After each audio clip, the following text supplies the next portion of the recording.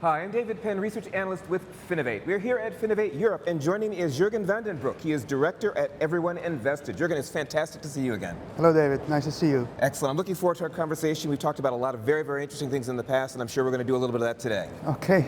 First, to start off, for those who don't know a little bit about you, don't know much about EveryOneINVESTED, could you give a little bit of an introduction to yourself? Yeah, so my name is Jurgen Vandenbroucke. I'm the Managing Director of EveryOneINVESTED, which is the wealth tech spin-off of Belgium-based KBC Bank Insurance Group. And we basically help other institutions, other banks, wealth managers to onboard their investors, because the name of the company reveals what our mission is. We want to get everyone invested. Excellent. We're going to talk a little bit more about investing and getting everyone invested and the ideas of financial inclusion in just a second. But one of the things that always fascinated me about you and the work that you do is you've got a background in financial engineering and behavioral finance. And one of the things I'm curious about those two fields is how do they inform us and you about ways that people invest, ways that people can become better investors and learn more about how to invest properly? Yeah. So, well, better investors is of course a bit of a judgment, but I like to take a little bit of a distance in the sense that these days investing is all about being able to package that and present that in a way that is digital, simply because technology allows us to do this at scale. And one of the big challenges there is to manage in that technology the emotional component that comes with investing. And that's where the marriage of financial engineering, which is about algorithms and technology, and behavioral finance, which is about understanding how people make decisions and how they take their next step and how they react to things. If you combine that, then you can really bring an investment process which is human to such extent, but at scale and hence used in the technology environment. So it's all about trying to anticipate humans' behavior and doing so in a way that it leads to more conscious decisions, and whether they are better or worse decisions, that may be to the investor himself to decide. Yeah. Interesting. One thing that's come up a lot here at FinovateEurope is the shifting regulatory environment. Here, both in the UK and in the EU, you have very, very active regulatory agencies and bodies. How are some of the decisions that they're making impacting the wealth tech space that you're in? Are the regulators asking the right questions? Are they providing the right kind of solutions? What's your take on that right now? Well, regulation can be considered a legal must-do, which consumes a lot of budget. I like to be an optimist by nature, and what I see these days in the area that we are working on is actually very encouraging. If I look, for example, in Europe, you have MiFID and you have the retail investment strategy. MiFID is a regulation. Retail investment strategy is more like a big overarching program with a key ambition to have a higher financial participation amongst the retail investors.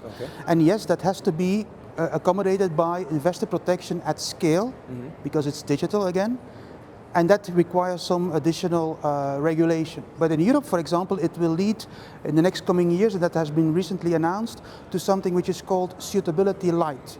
So if you have an advisory relationship, you have the hardcore risk profiling for the purpose of suitability assessment, and now they will introduce notions of risk preference measurement. It's not profiling, it's not leading to advice, but it's a notion of trying to digitally guide clients towards a part of your offering which is most suitable for them. And you have something similar in the UK. So very recently, end of last year in the UK, FCA has announced or launched what is called targeted support. And again, it sits between guidance, which is relevant communication, very broad, and on the other hand, advice, which is very personal and very tailored. And FCA as well wants to fill the gap that sits between, they call it targeted support.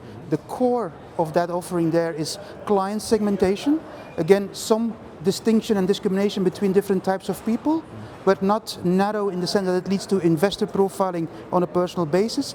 And they share the same motivation as in Europe, which is to close the advice gap.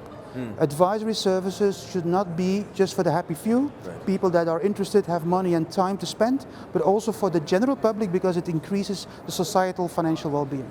So in summary, I think those two evolutions from a regulatory point of view are very encouraging to what we try to do. Interesting. One of the things that's come quite a bit also here at FinovateEurope, of course, and everywhere really, is AI and the role that it's playing. I'm curious, to what extent does AI play a role in both the active investing itself and potentially helping people, as you said, become more conscious investors? Yeah.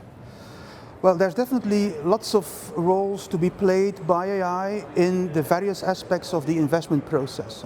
However, where we as EveryOneINVESTED are operating in, we actually focus very much on generating data that can be used in AI models to lead to better conscious decisions. For example, the risk profiling again is a good example.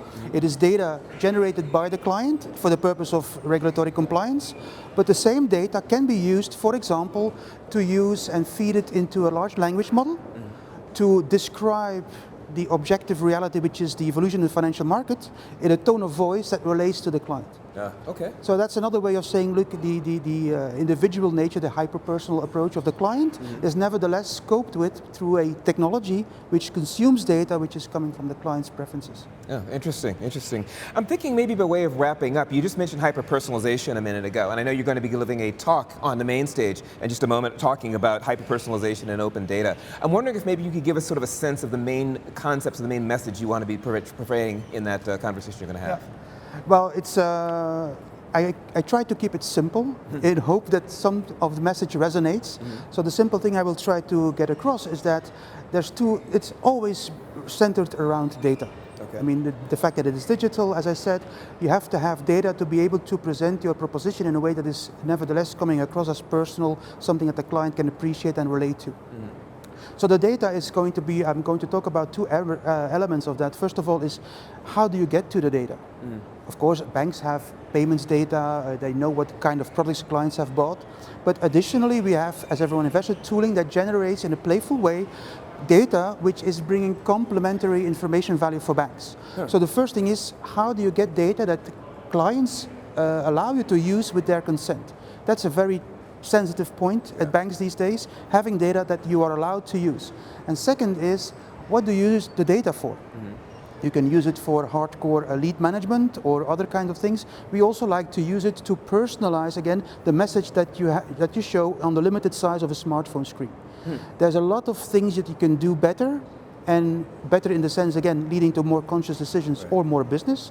If you use that limited space to describe a certain message in a way that it relates to the client and leads to the next screen. Completion rates go up if you use this kind of what is called choice architecture, and that drives on data. Yeah, very interesting. Well, again, it's very wonderful to talk to you. We're looking very much forward to your presentation you're going to be giving here in just a little bit. And again, a lot of interesting things coming out of Everyone Invested. Thank you very much, David. Absolutely. Thank you. And thank you.